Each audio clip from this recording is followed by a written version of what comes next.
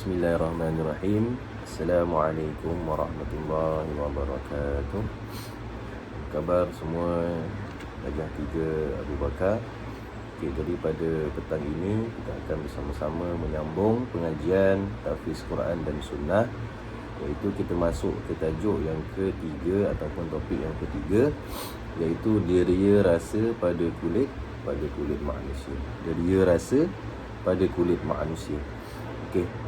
Topik ini berkisarkan daripada surah An-Nisa ayat yang ke-56 hingga 57. Dia mengandungi 2 ayat untuk topik ini. Dan pada juzuk yang kelima surah An-Nisa, pada juzuk yang kelima pada muka surat 87. Okey, surah An-Nisa ayat 56 hingga 57, juzuk yang kelima muka surat 87. Boleh rujuk pada yang tak ada buku Quran Sunnah. Okey. Okey. Okey, Ustaz bacakan. A'udzubillahi minasyaitonir rajim. Bismillahirrahmanirrahim. Innal ladzina kafaru bi ayatina سوف نصليهم نارا كلما نضجت جلودهم بدلناهم جلودا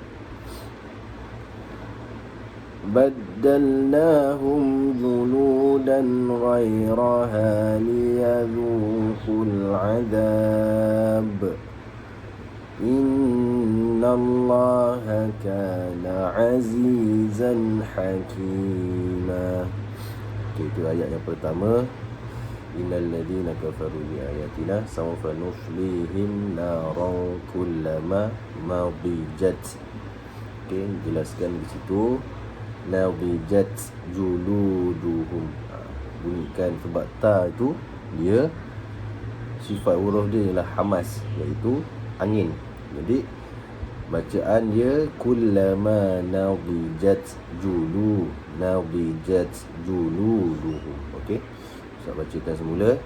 Innal ladzina kafaru bi ayatina sawfa nuslihim naran kullama nadijat juluduhum كلما نضجت جلودهم بدلناهم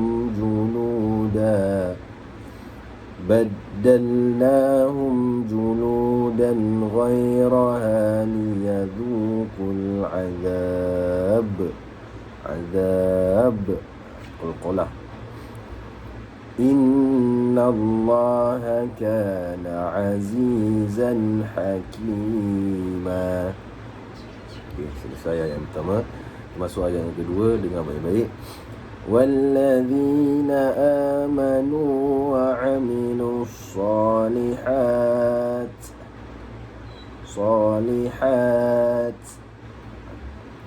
Ini kan hamas tu. Hamas tu ataupun bunyi dia, kita angin, bunyikan angin.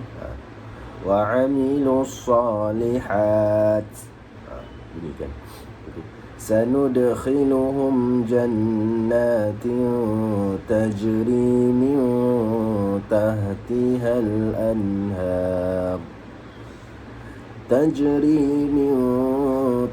تحتها الأنهار خالدين فيها أبدا لهم فيها أزواج مطهرة وندخلهم ظلا ظليلا. Saya bacakan lagi sekali ayat yang kedua tadi. وَالَّذِينَ آمَنُوا وَعَمِلُوا الصَّالِحَاتِ سَنُدْخِلُهُمْ جَنَّاتٍ تَجْرِي مِنْ تَحْتِهَا الْأَنْهَارُ تحتها الأنهار خالدين فيها أبدا لهم فيها أزواج مطهرة وندخلهم ظلا ظليلا Sadaqallahul Azim. Okey. Selesai kita baca surah An-Nisa ayat 56 hingga 57 pada juzuk yang kelima muka surat 87, iaitu berkaitan dengan topik deria rasa pada kulit manusia. Okey, ayat ini menceritakan, kita buka muka surat 191. Yang mana huraian ringkasnya ialah yang pertama, deria rasa pada kulit manusia merupakan salah satu daripada kurniaan Allah kepada manusia. Deria rasa pada kulit, contohnya macam kita kita ni terkena api ataupun dan sebagainya, api ke ataupun kulit kita ni terheret di atas jalan ke ataupun tengah potong-potong bawang, terhiris kita punya jari kita, apa yang kita rasa? Kita rasa sakit. Jadi itulah dia, namanya ialah deria rasa pada kulit kita. Yang sakit ini kita punya kulit. Okey. Itu dia deria rasa.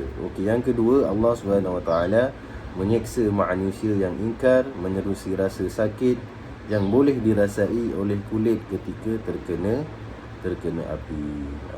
Macam yang Ustaz cakap tadi, bila terkena api kita akan rasa sakit.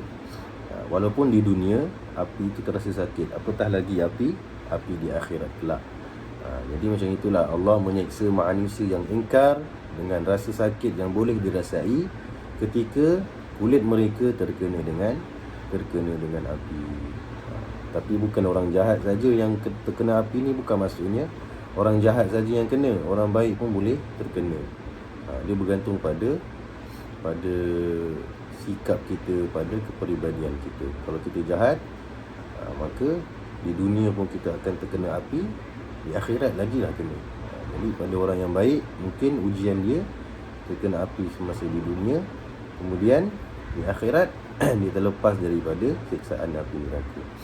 Okay.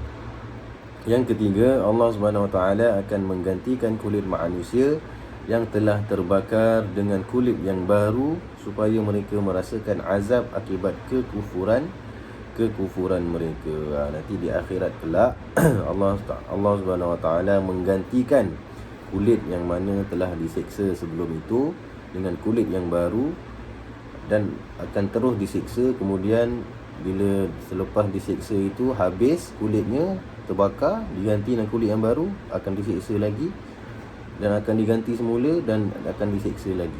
Begitulah selanjutnya sampailah habis kita punya hukuman.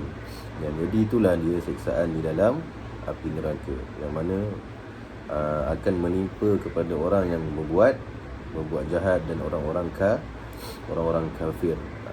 Okey, yang keempat, Allah Subhanahu Wa Taala berkuasa menentukan bentuk siksaan kepada hamba-Nya yang ingkar sesuai dengan keingkaran yang dilakukan. Allah Subhanahu Wa Taala ini dia menentukan kadar siksaan itu melalui kita punya kadar kejahatan kita. Kalau kita ni baik sikit, kalau kita ni jahat sikit, mungkin kena dia punya hukuman pun sikit. Bila kita jahat banyak, maka banyaklah hukuman yang kita akan hadapi. Jadi kesimpulannya di sini ialah sentiasalah berbuat baik dan taat kepada perintah Allah, perintah Rasul, perintah ibu bapa dan perintah agama. Jangan kita buat kejahatan di dunia. Kerana apa? Kita ni cuma sementara sahaja di dalam dunia ini. Dunia ni adalah tempat tumpangan untuk sementara. Akhirat jualah sebenar-benar tempat yang kekal untuk selama-lamanya. Okey, jadi itu sahaja daripada Ustaz. Saya harap semua boleh melibatkan diri, hantar Jangan malas-malas hantar, sebab semua ini dia melibatkan markah keseluruhan. Markah kita punya setahun kita belajar ini, walaupun dalam keadaan COVID, tapi markah tetap berjalan dan pembelajaran pun tetap berjalan. Dan inilah antara cara-cara yang kita boleh untuk kita buat dalam masa kita PKPB ni, untuk kita memberikan markah kepada murid-murid. Jadi saya harap semua boleh melibatkan diri untuk hantar. Okey, itu saja harapan Ustaz. Assalamualaikum warahmatullahi wabarakatuh.